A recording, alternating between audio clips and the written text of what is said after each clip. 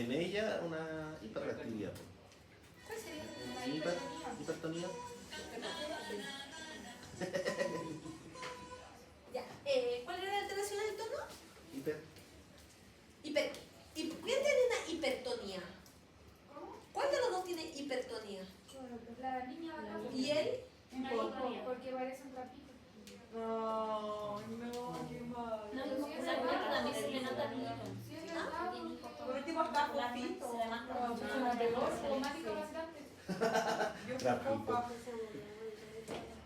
¿El tono de ella está aumentado o es fluctuante? Fluctuante, ¿cierto? Entonces ella tiene un tono más bien mixto, un tono fluctuante. Es como que Sería un tono dentro de las características disquinéticas, ¿no? O sea, su tono fluctúa. Ella no está así. Ah, no, podía estar como que sube, Sube y baja. Pero en el caso del niño sí, él no tiene control, pero sus brazos, ¿cómo estaban los brazos de él? No voy a poner otra vez el video. ¿Estaban así como flácidos o había un aumento de había tono? un aumento de tono. Sí. Él era, en el fondo él es hipertónico, Ah, ¿ya? Claro, ¿por qué vemos en el fondo una pérdida del control postural? Porque realmente en el fondo él no tiene control cefálico, no tiene control de tronco, no tiene esas habilidades, entonces posiblemente si lo vemos demasiado flectado, capaz que sea mixto, es decir, tiene hipotonía en tronco e hipertonía en extremidades superiores. Pero el video es tan cortito y ella todo el rato lo está moviendo, entonces no logramos en el fondo poder identificar claramente si a nivel de axial él realmente tiene un tono bajo o más bien es hipertónico y debido a la manipulación que la terapeuta estaba haciendo genera como esta visual, pero en extremidades superiores claramente y inferiores se ve claramente el aumento de tono. ¿Ya? ¿Logran diferenciarlo, cierto? sí. Seguimos. Este bebecito.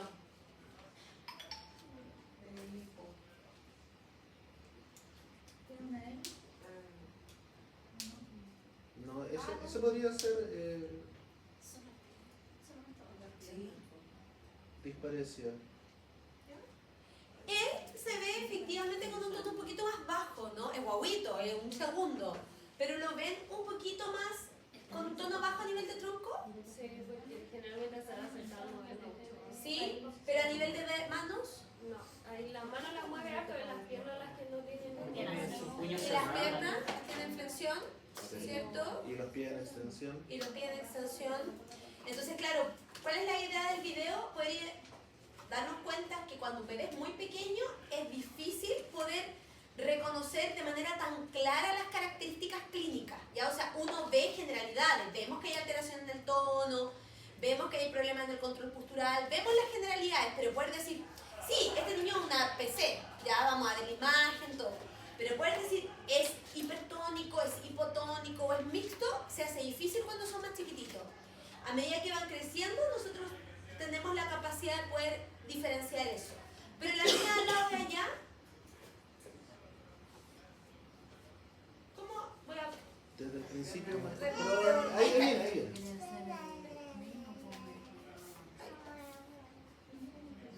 ¿Cuál sería? Miren el control cefálico de ella. Pongamos otra vez el video. Ella sería más atáxica, profe. En comparación a la niña que iba con el carro, Y ella sí lo tiene. ella sí tiene control cefálico, ¿cierto? Y a nivel de brazo, Está con una hipertonía, ¿no? el nivel de Está con patrón flector. hipertonía, o sea, si la comparamos con ella, es distinto cómo se comporta el tono, ¿no? Sí.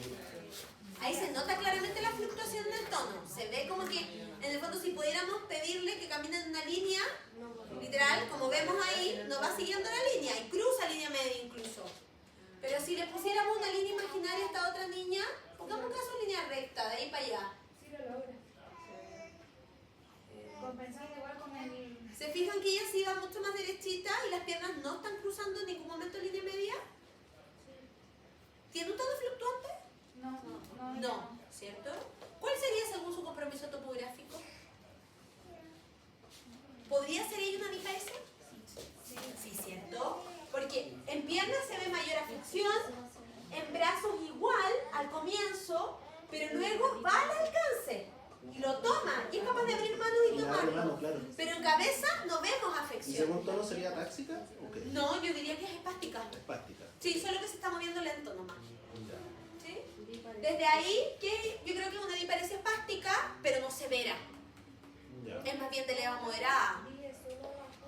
Y claro, lo visualizamos porque siempre las diparesias son mayor afección en extremidades inferiores y menor en superiores. O sea, si No lo es que pon- no haya alteraciones superiores. Claro, porque ahí lo vemos prácticamente también en la posición que tienen los pies, por rodillas juntas, los pies Sí, los separan. como- Ella tiene una diferencia porque solo extremidades inferiores. Sí. No, ¿No? es principalmente extremidades pero inferiores la igual todo- diparesia. todo hacia arriba. Sí, es mayor inferiores, menos superiores, pero no hay alteración en el control cefálico. Ella no tiene alteración. Entonces, O sea, sí. perdón, como para hacer la diferencia, si hablamos de una tetra, no hay control cefálico de por sí. Hay una alteración en el control cefálico, que puede ser no hay control cefálico O hay una... o el control cefálico es parcial, o hace una compensación para lograr el control cefálico. Perfecto. Pero, entonces ahí diferenciamos a esta niña, que en el fondo no vemos grandes compensaciones, la cabeza está alineada, yo visualizo el cuello, hombros están abajo, contra la cabeza, Ah, y tiene la rodilla hacia adentro. hacia Sí, pues tiene la versus la otra niña que, si bien claro la cabeza está en la línea media, pero ahí empieza inmediatamente el video, cabeza lateralizada para mantener control, eleva hombro, la cabeza incluso está protruida hacia adelante, no veo cuello. Mentón pegado, claro. Ella es una tetra, porque está todo el cuerpo afectado. Y ahí, ¿qué cosa es importante? Que cuando ustedes el día de mañana vean usuarios con esta condición, que es altamente probable, porque de las alteraciones neurológicas en infancia, la más común es parálisis cerebral, van a ver diferentes grados de severidad. Entonces pueden ver niños con tetra como él, que es mega severo, o niñas con tetra como ella, que no es tan severo. Niños como él, que tienen un tono aumentado, niños como ella, que tienen un tono fluctuante. Entonces, visualmente van a ser muy distintos. O sea, si yo comparo a él con ella, son dos niños diferentes. Pareciera incluso que tienen dos condiciones distintas. Pero es cuando ustedes miran como el detalle de la condición, donde van viendo las diferencias. Hasta ahora, ¿todo claro? Sí, súper. ¿Sí? ¿Sí? Ya. Aquí, otro más.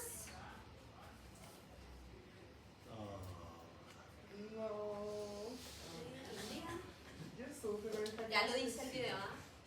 Ay, no, era táxica. Atáxico. ¿Ven la diferencia en el tono? En el atáxico hay un temblor, así, Ellos sienten mucho cansancio. fatiga. Sí, todos los niños y niñas que tienen parálisis cerebral se fijan que todos son delgados Sí, porque tienen una por la energética. alta carga energética, desgaste energético que presentan. Sí. ¿Cómo diferenciamos ese movimiento táxico con el tono fluctuante? Por el rango del movimiento. Y para el control cefálico, Porque en el fondo, se fija, el atáxico es un temblor constante, está como así. Más cortito, Sí, ¿cierto? es cortito, es constante, pero él, te fijas, aunque ella está estática recién y seguía temblando en menor medida, pero si pudiéramos así como detenernos un segundo, mata. Ahí. ¿aparece? Ay, no. Ya, ya. Ahí se fijan que hay pequeños temblores muy sutiles, pero tiembla igual. Claramente en acción aumenta mucho porque ya está intentando controlar el movimiento y ahí emergen más alteraciones en el tono. Bueno, ahí ella es cortita. Entonces, si miramos, perdón. Profe, entonces tiene como esa característica del temblor constante, en todo momento, aunque sea en Va- reposo. Pero disminuye un montón en reposo, sí, pero en reposo va a depender el reposo, porque por ejemplo si está en reposo de pie, igual tiene que mantener una cocontracción muscular para mantenerse de pie. Entonces, mientras más exigente sea la tarea o la postura, más va a emerger. Entonces, posiblemente cuando ya está en sedente, sea mucho menor o casi imperceptible el temblor, y cuando estén de cúbito, acostadita, no va a haber ni medio temblor, porque ahí no hay ninguna exigencia postural en el fondo. O sea, Está eso mismo acostada. le iba a preguntar. O sea, cuando parte el video y está sentada y no se le ve temblor, o no se le nota No tanto. se nota tanto, claro. Y lo Cuando otro, está en que al, acción, ve- se que al nota. ver, cuando está en el agua y todos los músculos están relajados, tampoco se le nota mucho un movimiento como... Claro. porque aparte en el agua la gravedad baja, entonces la musculatura, el tono muscular se vincula con la interrelación que tiene con la gravedad. Entonces si no tuviéramos gravedad no tendríamos alteraciones en el tono. Y si se fijan, la niña que tiene este tono mixto es mucho más amplio el movimiento, como que parece que en cualquier momento se va a caer y la fluctuación es amplia, a diferencia de la otra niña que es como un temblor así, constante, chiquitito, un temblor en la práctica. Aquí se llama movimientos serpenteantes. Profe, ¿tendrá que No, ver? no es temblor, perdón, aquí no se usa el concepto temblor.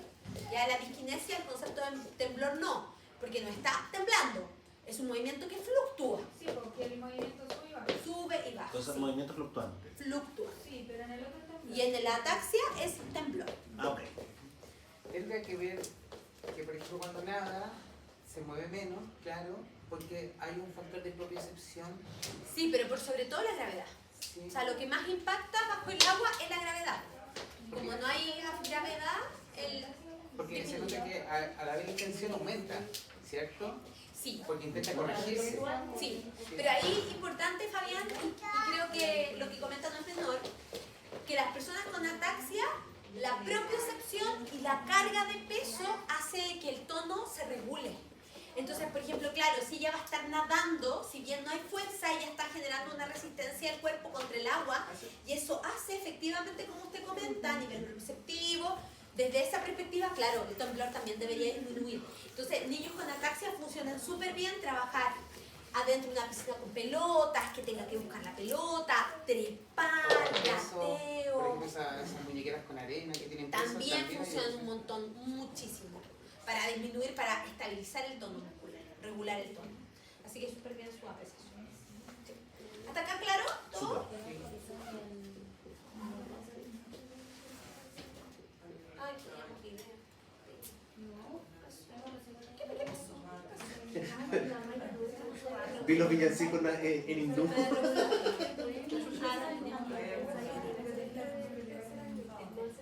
También digo que la habíamos visto. ¿Cuál es la alteración del tono aquí? Es atáxico, es hipertónico, cuando lo enfoquen a él algún día, ¿no? Disquinético. Es un tono fluctuante. ¿Se fijan? ¿Disquinético o discinético?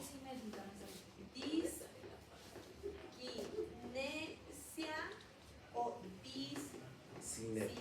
discinesia. Cualquiera de los dos. Ahí no me acuerdo cómo se dice. Pero cualquiera de los dos funciona. ¿Ya? ¿Se fijan que él tiene un tono? Él se parece más a la niña, Sí. ¿cierto? Posiblemente los dos sean coreatetóxicos. Ese es el tipo, porque recuerden que los disquinéticos se dividen en 3 tipos. Probablemente él sea coreatetóxico. Pero el niño del otro lado, ¿el tono es aumentado o también fluctúa? Fluctúa, ¿no? Pero ¿está más en el atáxico o en tono fluctuante? Es el atáxico. Yo sí veo que tiene control cefálico. Pero cabeza cae, Con la cabeza abajo. Pero está con la cabeza acá. yo no Mira, lo veo con compárala la con cabeza la acá. niña. Porque a veces Compárala logra con la niña. La Pero misma postura. no sabemos si la Ahí, indicación ahí. es mantener la cabeza abajo. No sabemos Es si la que, indicación. mira, es como que se le cae la cabeza. ¿Sí? No es que mantenga una línea en la cabeza, Sí. como la otra niña O que sea, tiene la una línea. musculatura, ¿viste? ¿cierto? Los músculos extensores de cuello están como sobreelongados en el fondo, como que está así, manteniendo el control, pero hay una sobreelongación. Él también es discinético, pero sería de otra categoría, es distónico. Porque en el fondo está con una hiperextensión súper clara, ya, en extremidades superiores, pero tronco fluctúa el tono. Entonces, en el fondo, claro, está en una postura súper desafiante. Está en 4 apoyos y intenta además hacer una postura de yoga, porque ellos no tienen dificultades cognitivas. Entonces, mientras más desafiante sea la tarea, más se va a evidenciar en la alteración del tono. Pues el chiquillo ahí acá está bailando, entonces claro, aparecen todos los movimientos desorganizados.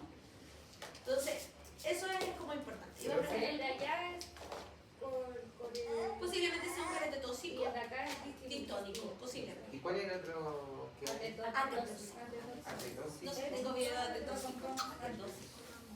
¿Cómo era? Pero es así de específico a la dieta. No, solo alteración. Por topográfica y muscular. Sí, pero no, jamás. ¿Por qué? Cora tetóxico. Coreo atetóxico.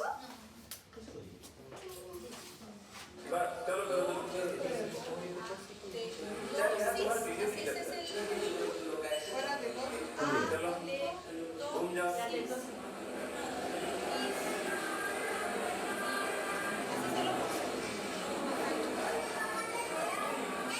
¿Y él?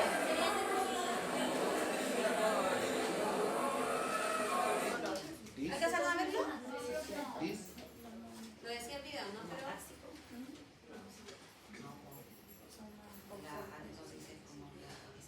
ya, pero aquí está escrito. Coreatetosis, atetosis y distonía. Así son los conceptos que están dentro de la. Pero hacer que sea con eso.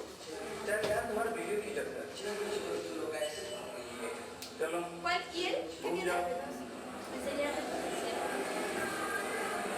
creo que una dilaresia, es fácil.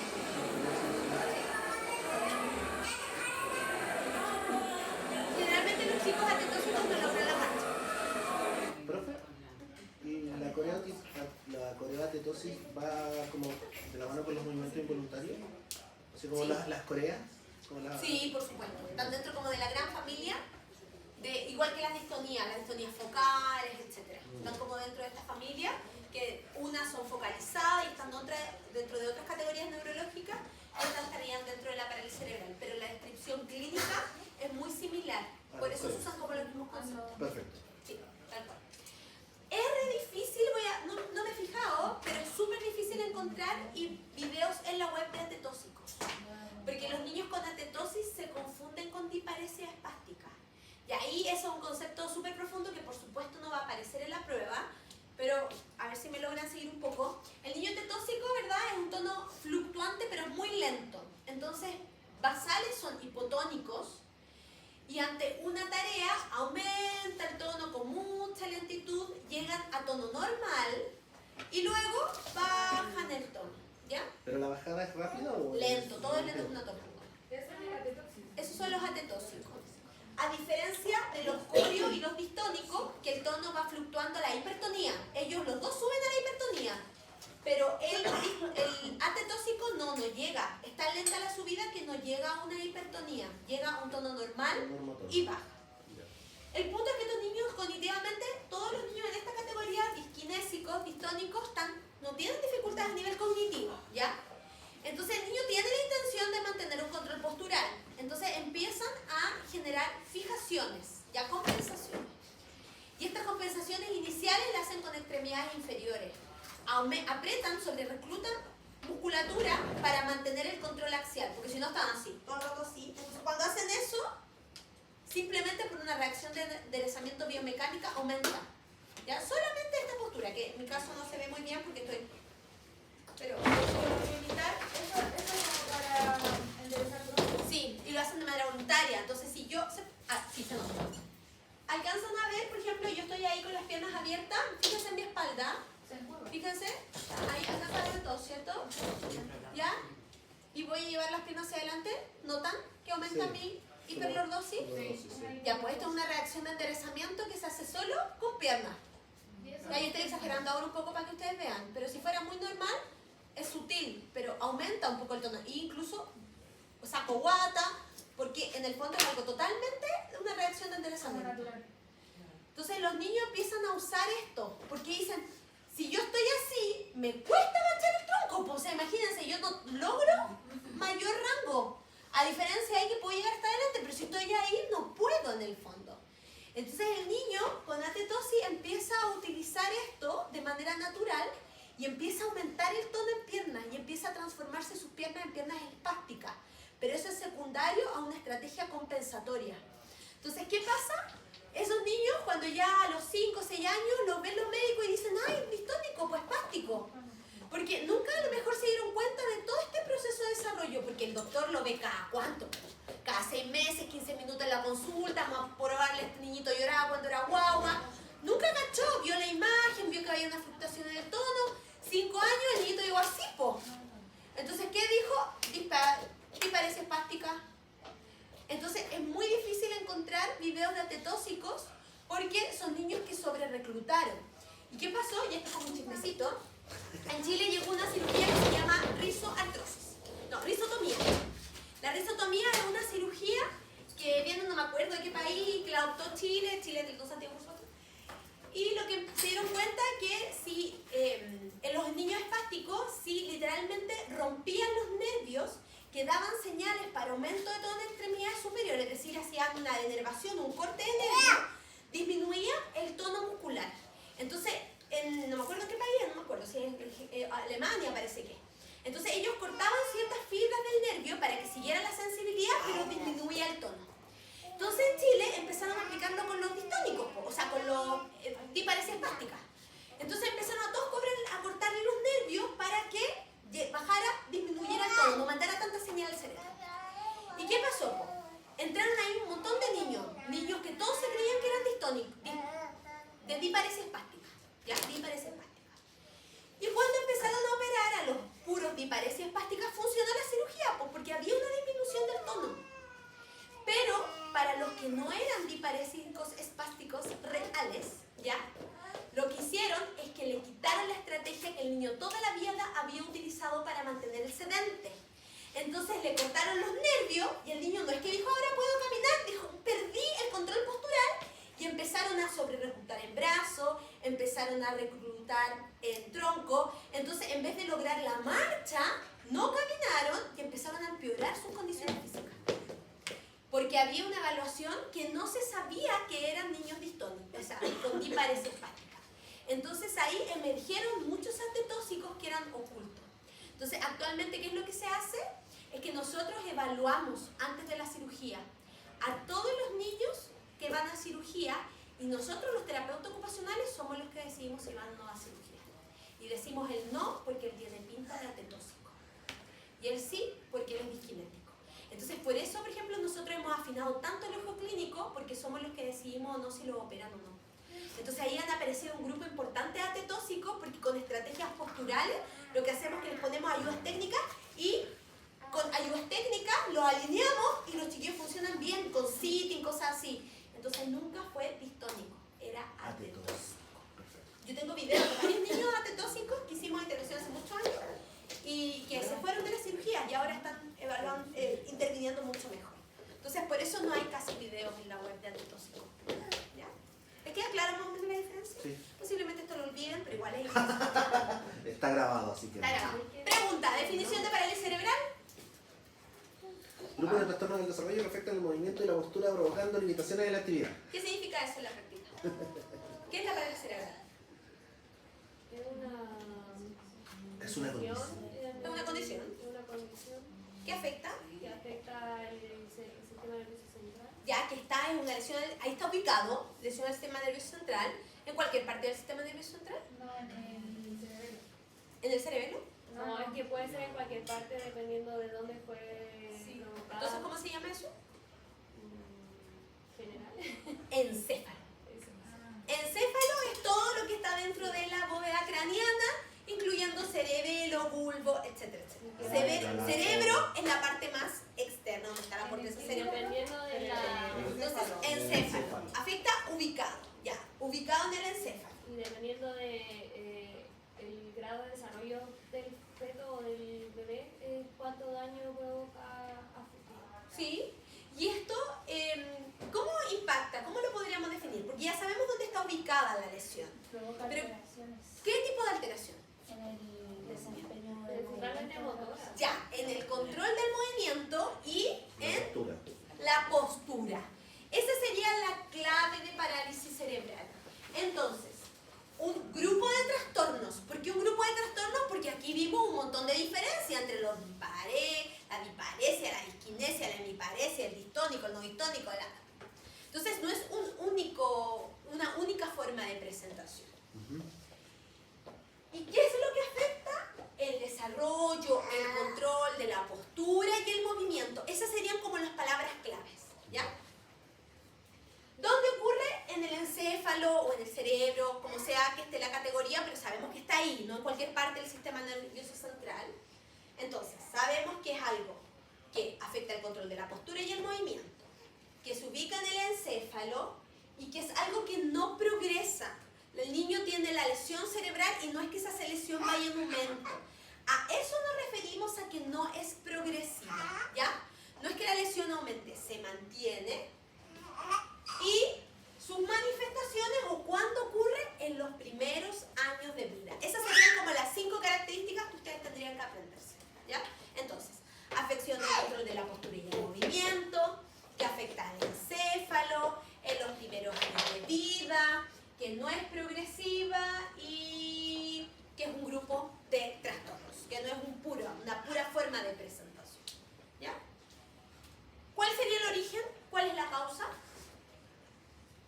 Una lesión no progresiva en el encéfalo. ¿Ya? Congénita de nacimiento.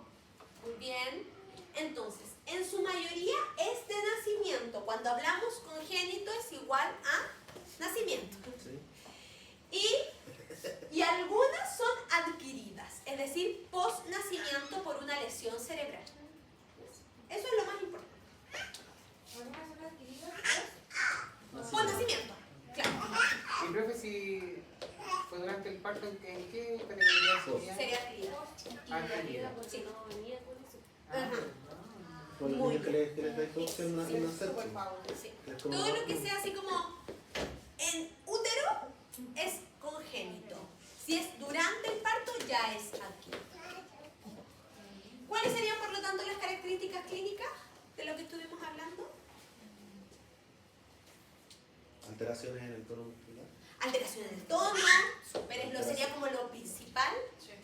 alteraciones posturales, Puede ser Alteración como de la un equilibrio, ¿no? Problemas de equilibrio, sí. ¿Qué más vemos? Alteraciones en la adquisición de hitos motores. Muy bien, retraso en el desarrollo psicomotor, dificultad en la adquisición. Pero esa, y ahí nos vamos a las clases número 1 que tuvimos este semestre. Y ahí yo acabo de usar mal un concepto. ¿Es un retraso del desarrollo psicomotor puro o es un desarrollo psicomotor atípico? Atípico. Sí. Ya, y puede ser que lo haya puesto como retraso del desarrollo psicomotor, pero si lo puse como retraso del desarrollo psicomotor atípico, está bien. La palabra atípica es la clave. Y ahí lo diferenciamos Es un con desarrollo retraso del psicomotor desarrollo psicomotor. Profe, ¿y ahí hay funciones cognitivas alteradas? Sí, muy bien. O sea, la parálisis cerebral, al ser cerebral, es multisistémico. O sea, lo que es como el denominador común en todos los niños con parálisis cerebral es que hay un trastorno motor. Y el trastorno motor sería una alteración del control de la postura y el movimiento. Todo lo demás es diferente en cada niño. Hay niños que tienen problemas cognitivos, hay otros que no. Hay niños que tienen trastorno del lenguaje, otros que no. Hay niños que tienen problemas respiratorios, otros no. Hay niños que tienen epilepsia, otros no, porque es cerebral. Entonces ahí se genera esta diferenciación entre uno y otro. mi tío es sordo. ¿Qué? Mi tío es sordo. Parálisis cerebral. El tío tiene parálisis cerebral y es sordo. Ay, ¿ve? Tiene hipoacusia, Sí. hay características sensoriales, hay personas que no son ovidentes porque tienen ceguera cortical. Y eso es cortical. Ya, o sea, ahí hay que ver en el caso de un tío si es algo de la cóclea o es un tema de procesamiento auditivo. Así que el tema del Procesamiento. procesamiento. La mayoría de las personas con parálisis cerebral, que el problema sensorial es por la parálisis cerebral, se vincula con la percepción auditiva, el procesamiento auditivo. Ahí está alterado. Él fue por hipoxia. Por hipoxia. El doctor dijo a mi abuela que se lo ahogo cuando nació. Imagínense. ¿En serio? ¿Cómo lo mato? Sí. ¿Y la abuelita no dijo que sí? ¿Dijo que no? No, claro, dijo que no. ¿Pero se lo dijo de broma o se lo dijo de verdad? No, de verdad. El médico pues, Pero su tío que edad tiene mayor. tiene 52. Claro. 52. Además, po. Nació en el hospital ¿En Tipeca. los 60? No, 70 es. 70 por ahí. Claro, por los 70. Yo soy re mala para fechas, pues no vi. Sí, caché. Nació en Tipeca. ¿Y qué grabado? ¡Qué pena! Haber sido que grabado. No, eso no, profe. ¿Qué pregunta eso? La de Ah, Charma. sí, se grabó en esa manera. Que nació. Ya tenía la parálisis cerebral y el doctor le ofreció Va a salir de Sí. todo. o presentaba salir de la parálisis cerebral. No, lo ofreció porque dijo que se había asfixiado. Hoy me cuenta mi abuela. Y que el doctor dijo que se había asfixiado, que nació azul. Y le preguntó si se lo vamos. Como lo Sí. Ya, entonces, dijimos que lo que tienen como denominador común, alteración del tono muscular, que puede haber un tono fluctuante, una hipertonía, etc. dificultades en el movimiento, secundario a la alteración del tono muscular. Es algo multisistémico porque podemos ver múltiples otras alteraciones en otras partes del cuerpo. Respecto a los reflejos, va a depender del grado de severidad, pero vemos que no hay una extinción, o sea, primero, que los reflejos no aparecen en el momento esperado cuando es congénito, aparecen de manera tardía y tampoco se extingan en el periodo adecuado. Y los niños que tienen parálisis cerebral severa, si tetraparesia espástica, compromiso funcional severo, los reflejos, algunos de ellos nunca se extinguen. O sea, son adultos y están ahí con el reacción tónico-cervical asimétrica ahí mantenida. Y en algunos casos podemos ver problemas a nivel cognitivo como discapacidad intelectual, problemas de lenguaje, problemas auditivos, problemas visuales, etcétera, etcétera. ¿Ya? O sea, algo múltiple. Muy bien. ¿Qué más tenemos que saber de parálisis cerebral? ¿Cuáles son sus criterios de clasificación? ¿Cuáles son? ¿Son 2, son 3, son 10, son 50? 3, ¿cierto? Ya. ¿Cuáles son? Topográfico. Topográfico. ¿Qué más se acuerdan? Tono muscular. El tono. Y compromiso funcional. Compromiso asociación. Compromiso funcional. ¿Cierto? Entonces, cuando hablamos de tono muscular, ¿cuáles eran las alteraciones del tono presente? Hipertono, y el otro era el Básico, fluctuante. fluctuante y mixto. ¿Ya? Estamos. Y aquí algo muy importante. El hipotono propiamente tal no está. O sea, a ver, depende de la bibliografía. Hay algunas bibliografías que incluyen la hipotonía como una alteración del tono de la parálisis cerebral. Pero en realidad la hipotonía se presenta en las primeras etapas de desarrollo de un niño que es atáxico o disquinético. O sea, el que es atáxico o disquinético primero empieza con una hipotonía y a medida que va creciendo se va moviendo el tono hasta un disquinético o atáxico. Entonces, ¿una persona adulta con parálisis cerebral va a ser hipotónica? No. ¿Un bebecito con parálisis cerebral puede ser hipotónico? Sí, porque todavía no está definido hacia dónde va su tono. El espástico es espástico siempre. O sea, el niño con PC espástica desde que nace hasta que se muere. El que cambia el tono es el atáxico y el disquinético. Y el mixto sería esta mezcla entre tonos, que es un niño con tono axial muy bajo a nivel de tronco y en extremidades superiores tono aumentado. ¿Puede ser al revés? No, No siempre es no, así. siempre es así, el mixto. Muchas veces, desde mi perspectiva, el mixto puede ser que sea un atáxico o un distónico no diagnosticado, en el fondo. Que el doctor no se atreva a decir cuál es y lo pone como parálisis cerebral mixta. Entonces, los que cambian con el tiempo son los discinéticos. Y los atetóxicos, que cuando son muy guaguitas no se ven como... Por ejemplo, los distónicos cuando son guaguitas son más bien espásticos. Los atetóxicos y los coreatetóxicos cuando son guaguitas son hipotónicos. Y los atáxicos sí o sí son hipotónicos. Y curioso, cuando hablamos alguna vez de ACV en otra clase, decían que en las primeras etapas de la ACV había una distonía y luego iba evolucionando hasta tener una hipertonía y el patrón flexor. Sí, hay una evolución. ¿Funciona de una manera? Sí, hay una evolución en el tono muscular. Y cuando hablamos de la distribución topográfica, ¿a qué nos referíamos? ¿A una alteración? ¿Qué era lo que mirábamos? ¿Dónde está la afectación? ¿En qué parte del cuerpo? De la distribución física. ¿Y cuáles eran las? Existen muchas. ¿Se acuerdan que yo les dije que eran varias, pero íbamos a ver principalmente 3? ¿Cuáles eran esas 3? Hemiparesia, biparesia y Biparesia, tetraparesia. Yo alcancé a escuchar cuando hicieron ese como cuestionario la semana pasada que habían puesto como cuadriparesia. ¿Se acuerdan la semana pasada cuando Sí. el profe Rodrigo les hizo un cuestionario y él puso cuadriparesia? Ya, ese concepto sí existe, pero está obsoleto en la práctica clínica actualmente. A lo mejor puede ser que lleguen a algún centro, algún hospital y le digan cuadriparesia, pero no, está obsoleto. Estoy pensando. Ya. Muy bien. Y según nivel de severidad, ¿cómo estaba clasificado? Leve, moderado, severo. Grave. Grave. ¿Ya?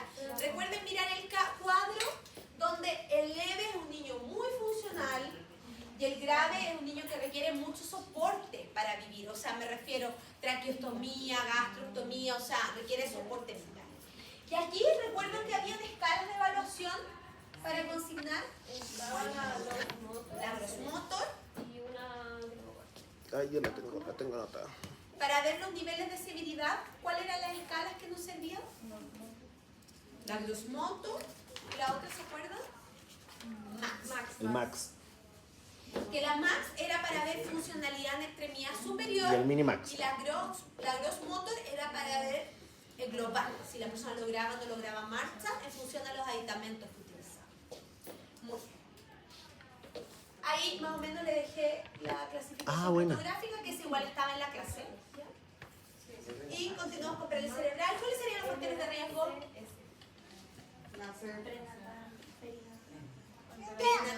Perinatal, ¿verdad? ¿Y habían algunos aspectos más específicos?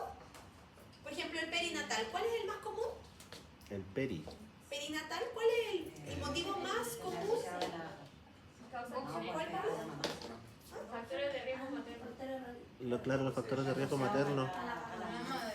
O sea, el perinatal sería parto, asfixia, durante el parto, porque es perinatal, ¿ya? Aspectos prenatales, es decir, durante el desarrollo embrionario. ¿Cómo? ¿Cuáles serían algunos factores de riesgo durante el desarrollo embrionario? Prenatales. ¿Alguna Factores de riesgo de la riesgo? madre. ¿Ah? Factores de riesgo de la madre. Muchos factores de riesgo ambiental, ¿ya? Consumo de droga, desnutrición. Generalmente esos son factores de riesgo para cualquier síndrome genético, defecto neural. Es como muy... Y posterior, postnatales, ¿cuáles podrían ser? Meningitis. Ahora entiendo todo. Ahora todo calza, Traumatismos, ¿cierto? O sea, puede ser tanto por enfermedades Sepsis. como por elementos traumáticos, ¿ya? Entonces dijimos que tenemos las prenatales, que son múltiples, incluyendo infecciones intrauterinas, perinatales, las asfixias, prematuridad, bajo peso al nacer, algunas infecciones durante, por ejemplo, parece que les conté, yo tengo una niña que tiene, ¿cómo se llama? Sífilis, ¿ya? Que la adquirió por parto. Adquirió por parto. Canal de parto adquirió la sífilis. Entonces eso es un riesgo de parálisis cerebral. Sí, porque aparte la mamá no se puede tratar la sífilis mientras está embarazada. No para nada. Y postnatales, desde enfermedades a traumáticos. ¿Ya? Muy bien. Fisiopatológicamente, ¿qué pasa? ¿Qué ocurre en la fisiopatología de la parálisis cerebral? ¿Se acuerdan, no? Creo que eso no está tan explícito en la clase. No está tan... Pero fisiopatológicamente hay una lesión en el cerebro. Eso es lo que pasa. Cuando hablamos de fisiopatología es lo que ocurre en el cuerpo. A eso nos referimos con la enfermedad. Entonces, en el fondo es una lesión del cerebro que afecta el desarrollo de esta parte del sistema nervioso y, por lo tanto, la extensión o dónde va a estar ubicado en el cerebro van a ser las alteraciones físicas, motoras o sensoriales que va a tener la persona, ¿ya? Cognitivas también. Entonces, eso es la fisiopatología. Lesión cerebral, que no es progresiva y que dependiendo de la parte del cerebro es la clínica que va a presentar la persona. A nivel neurológico, ¿cómo se describe? Muy parecido a la fisiopatología. Lesión en un cerebro que está inmaduro. Y eso es lo que lo diferencia de un TEC. ¿Cómo diferencio un TEC, que es una lesión del encéfalo, con una parálisis cerebral? O sea, ¿cómo diferencio a un bebecito de 6 días, que el papá los amarreó y no sé qué, y después se llama parálisis cerebral, de un niño de 6 años, que el papá los amarreó y no sé qué, y se llama traumatismo encefalocraneano? Por esto. El cerebro está inmaduro, es un cerebro en desarrollo, que eso me faltó en la definición, ese sería como el quinto punto más importante, un cerebro en desarrollo, versus el traumatismo encefalocraneano, que es un cerebro que ya tiene experiencia en el fondo, que ya no está en etapa de desarrollo.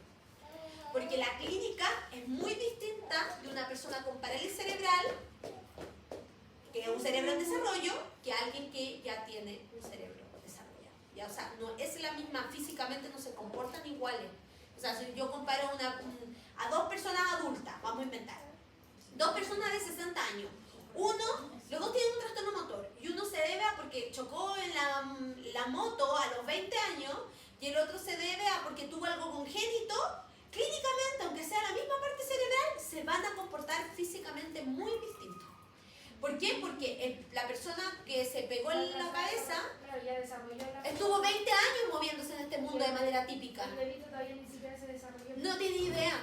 Entonces, en el fondo, como no tiene ninguna experiencia motora o sensorial previa, lo hace como puede, desde todo atípico, desde puras compensaciones, desde cómo le surge. Pero el otro se acuerda. Algo hay de recuerdo, memoria motora en el fondo, sensorial o cognitiva o lo que sea. Y me imagino que como el cerebro igual está en desarrollo, busca otras vías para... Claramente, Para compensar. para compensar. Y ese es el concepto clave, lo que dice la Sole, la compensación. Es algo que se usa mucho. ¿Ya? Entonces hay alteraciones en la transmisión neuromuscular, disfunciones en todos los sistemas, incluyendo sensoriales, ¿verdad? Y en el caso de los... Y ahí va a depender el área, ¿ya? Si es, por ejemplo, espástico, es corteza. Si es disquinético, es ganglio basal. Si es atáxico, es cerebelo. Son partes distintas del cerebro que están afectadas. Ya vuelvo a repetir. Espástico, corteza, disquinético, ganglio basal, atáxico, cerebelo. ¿Ya? Atáxico, cerebelo, disquinético, ganglio basal, espástico, corteza, cerebelo. Creo que sí sale en la clase. Son áreas distintas, debería salir, sí. Sí, porque esa clase le enseño. Sí. ¿Ya? Entonces, ¿cómo se diagnostica la PC? Hay como una forma como complementaria, no es como una única forma de diagnosticar. ¿Cómo es? ¿Con imágenes? Imagen, neuroimagen, muy bien. ¿Un examen físico? Examen físico, perfecto. ¿Ya? Entonces, la evaluación clínica sería el examen físico. ¿Ya? Se ven signos motores atípicos, la alteración del tono muscular, lo más importante, y la mantención de reflejo. Neuroimagen, por excelencia, la resonancia magnética funcional o estructural, cualquiera de las dos puede funcionar, porque hay una lesión cerebral, entonces con la estructural se ve ahí un daño, ¿ya? Y con algunos test, tanto la MAX, la Ross Motor. En el caso de la parálisis cerebral no está puesto ahí, pero se me olvidó. Pero la GINE, hay una evaluación que se llama Hammersmith, que se llama GINE, que yo estoy casi segura que se la subí en su apunte. Es la evaluación que es para ver riesgo de PC. Se evalúa en bebecitos, así días. Entonces, vamos a hacer lo siguiente. El doctor dice, oh, ¿sabe qué? Nació esta guaguita con una asfixia perinatal, pero está muy bebecito para meterlo dentro de una resonancia. ¿Ya? Le puede provocar otro daño. Entonces, lo que hace en el fondo es que le aplica este instrumento de evaluación que se llama Hammersmith, que lo que hace es ver movimientos atípicos. Y ahí dice, uy, estos movimientos son súper atípicos y tiene un riesgo de PC. Entonces, y obviamente hay que diferenciarlo de otras condiciones, como meningitis, qué sé yo. ¿Cuál es el pronóstico? ¿Sobreviven? ¿Es degenerativo? ¿No es degenerativo? O sea, si no es degenerativo, No es degenerativo, ¿verdad? No deberían morir de parálisis cerebral, aunque el cuerpo es mucho más débil. Mientras más severa la PC, más débil es el cuerpo, por lo tanto está más propenso a enfermarse de otras cosas y de otra cosa aparte de lo que tenemos. importante, la experiencia. Sí. ¿Ya? Ahí tenemos que identificar algo vinculado también a lo secundario. O sea, a ver, el pronóstico, como dice ahí, es variable. Ya mientras más severo, la persona se va a enfermar más, va a tener más riesgo de caídas, de accidentes, etc. Mientras más leve, va a tener un cuerpo mucho más fortalecido.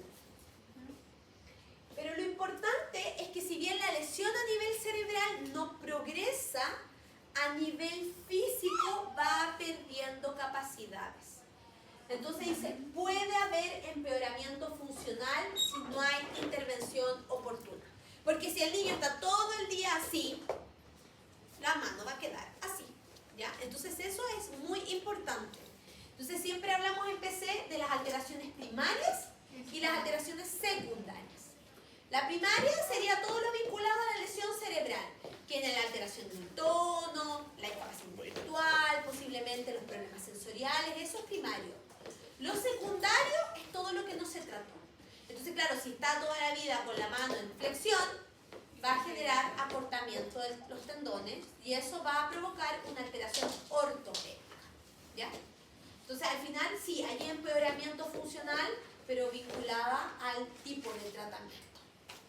Y no solamente al tratamiento, sino como a los cuidadores adhieran al tratamiento, porque no saca nada del niño yendo a todas las terapias existentes y que tenga todos los aditamentos posibles si nadie se los pone en la casa, si nadie le hace los ejercicios, porque el niño no va a vivir en un centro de rehabilitación.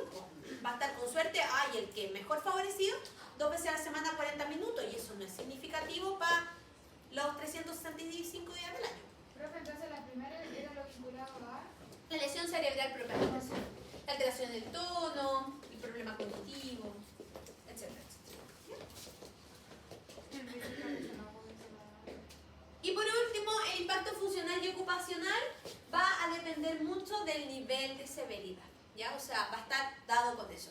Si es tetra, si es bi, si es hemi, si es leve, moderado, severo, si hay alteraciones cognitivas o no, si hay alteraciones sensoriales como una hipoacusia o una ceguera cortical. Entonces, va a depender mucho de las alteraciones asociadas, ¿ya? Muy bien. ¿Dudas, preguntas hasta acá? ¿Clara la parte cerebral? Sí, Sacamos un 7 la queremos. Síndromes genéticos, veamos algunos videos. No alcanza a ponerlos, son una mentira. ¿Ok? Así que les pido. Ay, ¿qué es eso? No, yo contigo.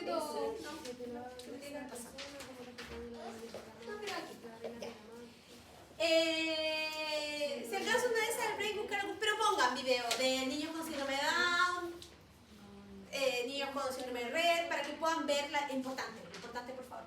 ¿Ya? Síndrome de Down. ¿Cuál es la definición? Alteración en el desarrollo. ¿Qué más? Alteración genética. Alteración genética.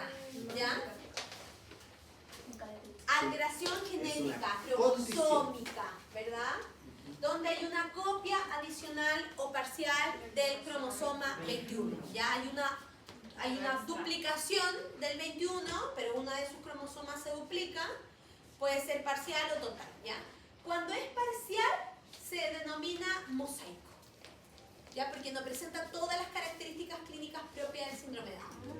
Y no son tan fáciles de descubrir, ¿ya? A veces no tienen las fáciles características.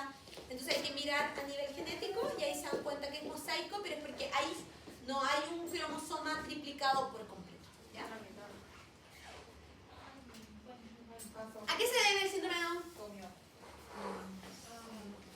No tiene un origen evidente, pero principalmente la edad de la Edad gestacional, Factores hereditarios, factor hereditario. agentes químicos que determinan las mutaciones, diferencias vitamínicas. Por ejemplo, hay más personas con síndrome de Down en el campo.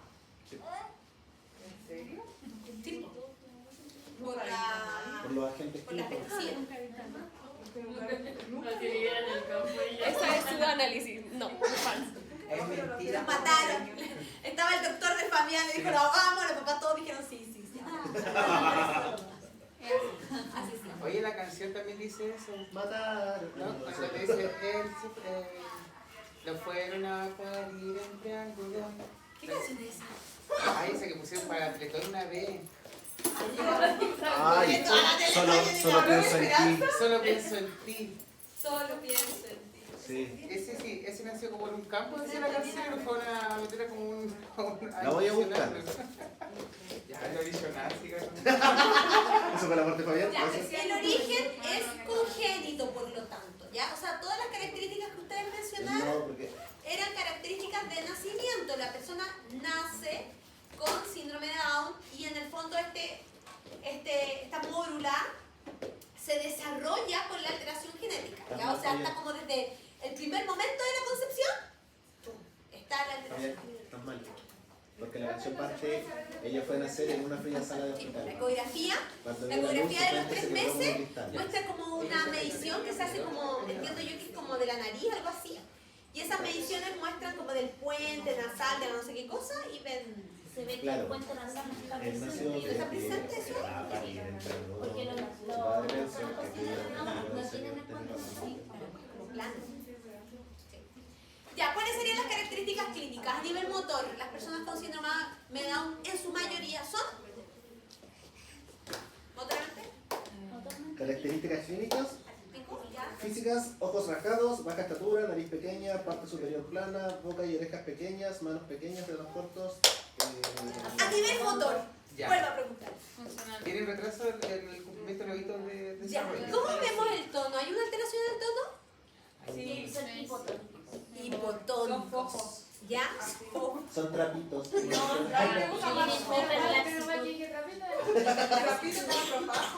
importante y que no se les olvide, cuando vean a una persona que tenga un síndrome genético, en su mayoría, no todos, van a tener una alteración en el tono de tipo hipotonía. ¿Ya? La mayoría son hipotónicos.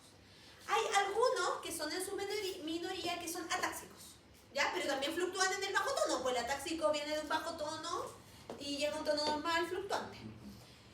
Entonces, las características clínicas y además de estos rasgos faciales característicos, por ejemplo, pero físicamente una hipotonía generalizada. Son súper, mega, hiper hipotónicos.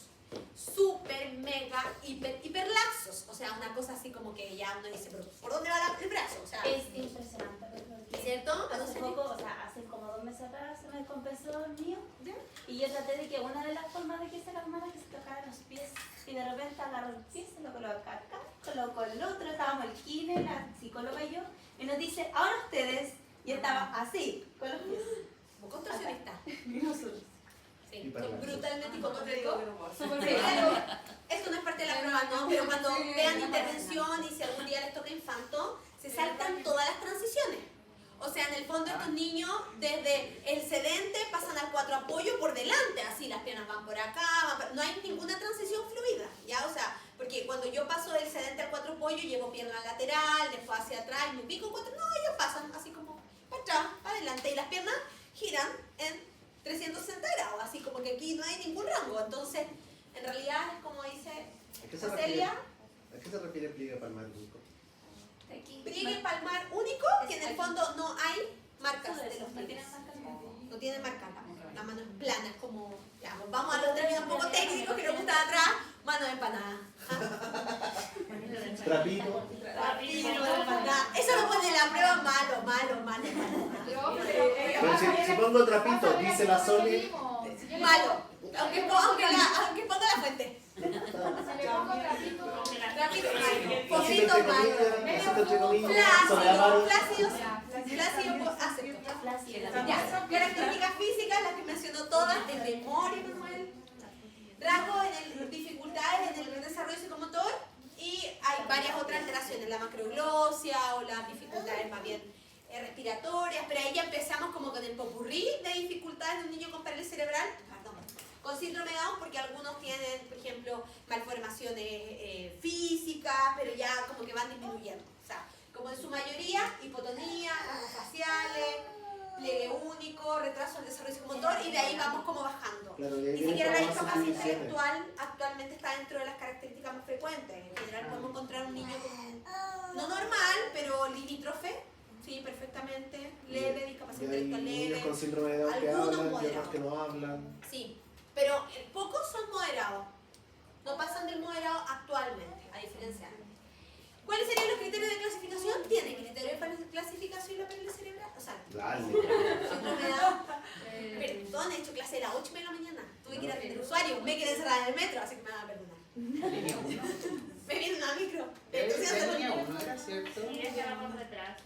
Oh, está con retraso. Oh. Toda la vida.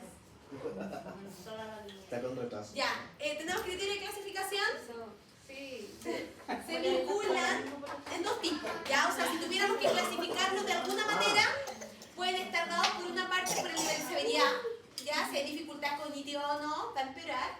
Pero esto está muy dado con la alteración genética.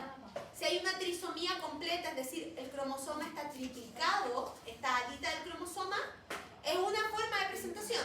Pero si es parcial, es otra forma. Entonces se podría clasificar desde esa perspectiva, ¿ya? Así como, ¿cómo es la alteración en el gen?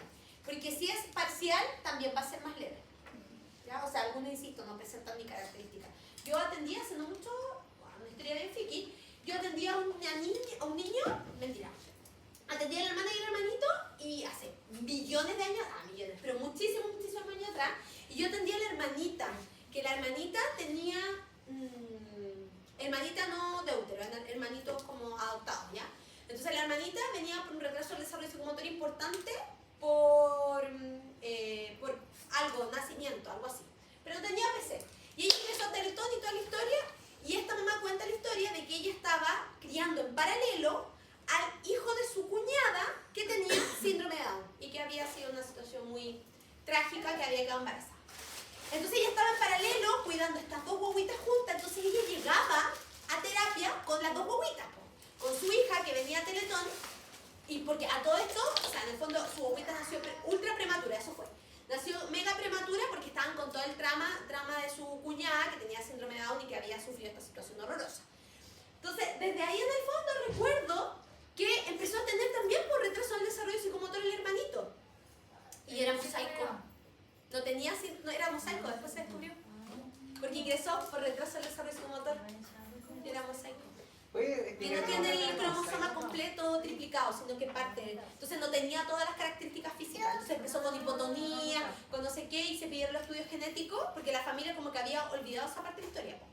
Entonces ahí como estaba en Teletón, empezamos a mirarlo y llegó una época que yo lo atendía a los dos hermanitos, que tenían más o menos la misma edad. O sea que todos tenían alguna Sí, pues el hijo de la mamá que tenía síndrome de Down y la otra mamá real de la niñita que había nacido prematura por toda la situación que estaban viviendo su cuñada, porque ella estaba mega ¿Y estresada. el sobrino tenía el diagnóstico de síndrome de Down de antes? No, pues porque el sobrino no se sabía hasta que vino a Teletón. Pues. Ah, él que descubrieron después. Después descubrieron porque eran las dos guaguitas, tenían la misma edad, nacieron juntas. Ah, ya, no me entendí la historia. Esa es la historia. Ah, esa es la historia. Sí, lo perdí en la historia. Ya. Y en el tiempo se dieron cuenta, porque como no tenían todas las características clínicas, empezó con retraso del desarrollo psicomotor.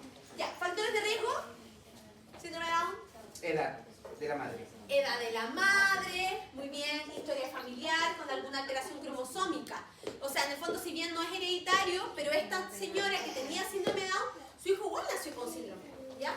Y muchos de otros factores ambientales que podrían ocurrir, etc. Fisiopatológicamente, ¿qué pasa?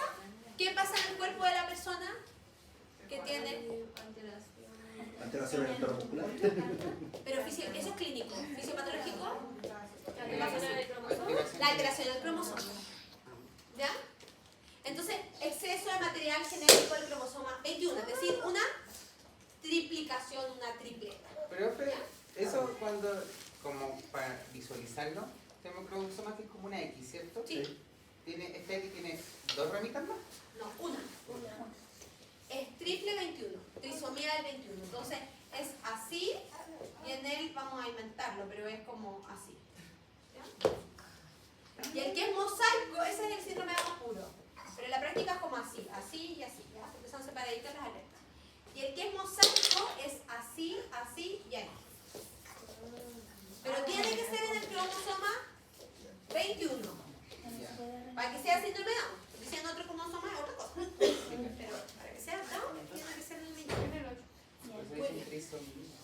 La descripción neurológica, ya sabemos, retraso del desarrollo psicomotor, hipotonía, alguna discapacidad intelectual que podemos ver hasta moderada, etc. Profe, perdón, ahí dice translocación. ¿Cuál es esa? En los criterios de clasificación. No, pero alteración genéticamente. Pero es la alteración genética que pudiera ocurrir. ¿Ya? Tenemos que buscar exactamente la translocación. Pero parece que es como que se da vuelta el... Ya, en vez de estar la mamá a la izquierda, el papá a la derecha, están como al revés y uno. Pero siempre tiene que estar dado por Hay un tercero más. un tercero más. Siempre hay un tercero. Parcial, completo, pero hay un tercero. Sí, de las cosas los tres. Y hay riesgos sensoriales, de lenguaje, de tono, etc. Ah, translocaciones que se une a otro. Ah, Que ¿se une? se une. Ya, gracias. Gracias. Ahí sería esta la translocación. El dibujito frito que me quedó en la cabeza, esa es la translocación. Ya. Método diagnóstico, ¿cómo se diagnostica el síndrome de Down? Ecografía. No. Sí, marcadores de presencia local y ausencia de presencia en hueso Pero nasal. el diagnóstico así como Examen genético. el examen genético, porque en la ecografía a mí me impresiona que tiene síntesis. Cariograma, claro, Falta buscar el tiempo, cariograma. Falta un huesito nasal, creo que eso es lo que Sí, que es lo que decía la Celia, que se vincula con lo plano que es la nariz. No tiene hueso nasal. Esa es la característica clínica. Entonces, claro, pero eso no es el método diagnóstico puro, es como, o sea, en el fondo impresiona, O sea, pero que para el señal diagnóstico alerta. real tienen que hacer un cariotipo. ¿Ya? ¿Y el pronóstico? ¿Es bueno o malo? Es bueno, pues igual. Hoy en día viven hasta los 65. Bueno, las expectativas de vida están aumentadas, si tienen buenas terapias, o sea, la evidencia en Chile es alta con síndrome de Down. Antes los niños, antes las personas con síndrome de Down eran unas, las personas actuales son otras, van a escuelas regulares, son actores, salen en la tele. Antes se apartaban, ahora se incluyen más. Se incluyen, es como uno ve a una persona con Down y es como gracioso, ¿no? Es como el niño. Entonces hay muchas posibilidades de inserción educativa, hay mucho. Y a nivel funcional y ocupacional, Es bueno también. va a depender un poco de las alteraciones. Si es muy hipotónico, va a tener algunas dificultades a nivel ocupacional respecto a la adquisición de los hitos. El ambiente también, pues si nace en un sector donde hay mucha discriminación o va en un colegio que le pueden hacer bullying, eso también es... Y no Influye, influye, parte de eso también porque hay muchos centros, por lo menos en Santiago por lo general, muchos centros que trabajan con síndrome de Down y muchos Muchísimo. papás pierden el tiempo por no ir. O sea, Down mueve muchas lucas en Chile. Demasiadas. Mucha plata. O sea, antiguamente, porque hay mucha gente con mucha plata que tiene síndrome. Entonces, la cosa es que antiguamente, yo contando todos los chismes, Entre los primos. Teletón, por ejemplo, no se atendía a niños con síndrome de Down porque el diagnóstico era cognitivo, en el fondo. Antes era cognitivo. Pero la EduDown inyectó mucha plata a Teletón para que pudieran ingresar niños con síndrome de Down. Y por eso actualmente se atienden. Ellos hacen un aporte ¿No le enorme. evaluaban como lo cognitivo? ¿Cómo? Ahora, ¿cómo lo evalúan? Porque usted decía que antiguamente se evaluaba desde la perspectiva cognitiva, ahora ¿desde dónde lo evalúan? Tiene un ¿Desde lo desarrollo. motor y Es que es más típico, claro, o sea, la discapacidad antes, por ejemplo, podían tener discapacidad intelectual severa profunda, ya no existe eso, es moderado. Entonces los que antes eran moderados ahora son leves, y los que ahora eran leves ahora son nada, son muy típicos del fondo, tienen algunas dificultades a nivel conductuales, más que cognitivas. Siempre, los chicos con Down, conductual no lo puse ahí, pero conductualmente son del terror. ¿Por qué? Son muy desorganizados, son súper inquietos. Siempre prueba los límites con cuenta. ¿De la otra persona? De todos. De todo. Ellos piden el límite prácticamente. Sí, son súper, ¿Pero el límite de ellos o el límite de todos? de Con todo. todo. Sí, y entiende, entonces tú no, bueno, ahí se tiene más experiencia, pero te tira la cuestión y te tira la cuestión y te tira la cuestión y está todo el rato así como desafiándote. Se hace el- No saques el auto, no saques el auto.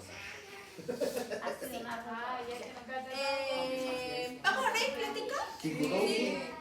No sé si alcanzamos a ver a todos los diagnósticos. No, démosle más, démosle. Démosle. ¿Hasta dónde ¿Qué tal? Acá hay una guagua. Ya, break. 20 minutos les toca. Volvemos a las 9:20. Para que me veo. Sí. Estamos hablando de los Yo contigo. teléfonos.